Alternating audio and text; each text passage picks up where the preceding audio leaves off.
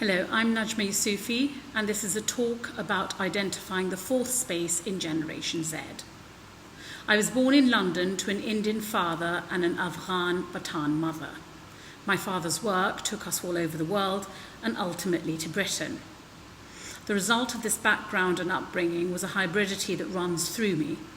It was a sensibility that was very British, but at the same time very Asian, thereby giving birth to another sensibility that blends the two, a third space. My story of hybridity involves multiple elements that have been theorized by scholars, such as terms as acculturation, frame switching, and contrapuntal consciousness have been used to describe hybridity. However, the term that I have chosen to focus my attention on is hybridity, and consequently the fourth space, as highlighted by Homi Bhabha in 1994 in his book, The Location of Culture. What interests me, however, is the distance. When I speak of distance, I mean the distance between the bicultural space and the forms that it ultimately morphs into. This distance that Generation Z have from so-called culture has born a fourth space. This fourth space is not a liminal one of negotiation, but one of arrival at a natural cultural spot that is entirely new. But first, Bhabha's notion of the so-called third space, particularly a third space which enables other positions to emerge, resonate with my own personal experience. The process of cultural hybridity gives rise to something different, something new and unrecognizable, a new area of negotiation, of meaning and representation. While explaining hybridity and the third space, Berry, in 1990, described various levels of hybridity as assimilation, as integration, as separation, and marginalization. In his introduction to the questions of cultural identity, Hall argued that identities are never unified, but increasingly fragmented and fractured. Sard, in 1993, called the mentality behind this discourse contrapuntal consciousness. Gilroy, in 1993, called it internal hybridity. I recently questioned Dr. Radcliffe, a psychologist and academic, who wrote back and he called it unconscious cultural connotation. There seemed to be no fixed term. I shall henceforth refer to it as a subconscious hybridity. And that is my very point, that after cultural hybridity, which births a third space, it is the subconscious that births a fourth space, which is informed subconsciously by Generation Z markers such as peer groups and social media. Reaffirming this, psychological researchers in biculturalism have recently been exploring such processes as hybridization, combining cultures into a new form that is distinct from its precursors. They state the way biculturals negotiate their cultures may result in unique psychological and social products that go beyond the additive contributions of each culture, suggesting the need for a new transformative theory of biculturalism. As hybridizing involves borrowing from aspects of different cultures and transmitting them into new forms, it may help bicultural individuals to bridge knowledge from diverse perspectives and recombine ideas into novel solutions to the problems of a split identity, if there is one. Having said that, I ask, what of Generation Z? A generation described as the I generation, and the most radically, racially, and ethnically diverse generation yet. This generation, certainly in the group of British South Asians, are now the third generation. My children have come from me. I was born in the UK. My father emigrated here to teach at a university. My cultural cues were skewed. Being in a very white British boarding school till my teens, the only brown touchstone that I had was the other brown girl in the entire school, a Sri Lankan girl.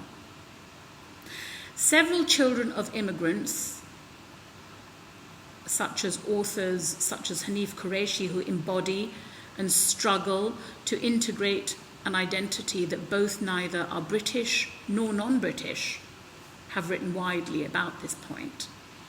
On the other hand, there are authors such as Meera Sayal and Jhumpa Lahiri, who presents a double-sided outlook about the third space. Lahiri pays tribute to the fluidity and flexibility of hybrid identity. As Farshid and Tali said in 2013, Lahiri foregrounds the fertility of the third space of diasporic life. Her fiction gives centrality and priority to characters that are flexible, renouncing the restrictive customs of the left motherland. Venturing, experiencing the inexperienced, and consequently can match themselves with their changed social position to achieve the best out of it. In the past, ethno-social representation of Britishness is unlikely to facilitate a sense of belonging within the national group among British South Asians, largely because individuals cannot lay claim to a pure British background. Meera Sayal makes the same point, having been raised by her immigrant parents. We were first born kids and brought up in Britain with a unique take on the world. However, my children are not bilingual. They have not been influenced by the South Asian culture of their grandparents. They have not visited the so-called homeland, nor identify with its cultural norms. Home to them is very much Britain. The author of Londonstani, Gautam Malkani, said, "It also implies there's a single authentic British experience and that authentic experience cannot be shared by someone who went to, say, Cambridge." My very point is Generation Z are simply being. They are being less informed by their culture that their grandparents grew up in. If anything does shape them, it is the reflection of what they see of themselves in others, much as Du Bois said. The colorism, the racism, and the bias that is projected onto them will have more to do with shaping their cultural questioning than their so-called ancestral roots. Because for the iGen, these reflections, their touchstones, remain their peers in social media. Where, as Bolly and Eliot have said, that corporate identities may not disappear, but as they are transformed into categorical identities, they become facades behind which the depth of differences among the world's cultures and subcultures is diminishing rapidly. Some Generation Z believe, especially those in academia, that social sciences are tied to old theories and ideologies about race and gender. So where does this leave the fourth space within the context of Generation Z, those born between 1997 and 2000? Reflecting Barber's idea that culture is fluid, Generation Z form a new fourth space, a community of WhatsApp groups, of following friends on Snapchat or being part of a social change in this generation that are inching closer to their fourth space. Parekh, in his seminal book, Rethinking Multiculturalism, writes of loyalty to culture and the identity and the idea of looking down upon those who have gone to the other side. But as I think of my children and you of yours, How often have you heard the term culture in their vocabulary? Or does the lack of the word culture in their vocabulary suggest that there is none? Or does it mean that there is one that is new and forming? A fourth idea, a fourth space, one without the constraints of hybridity.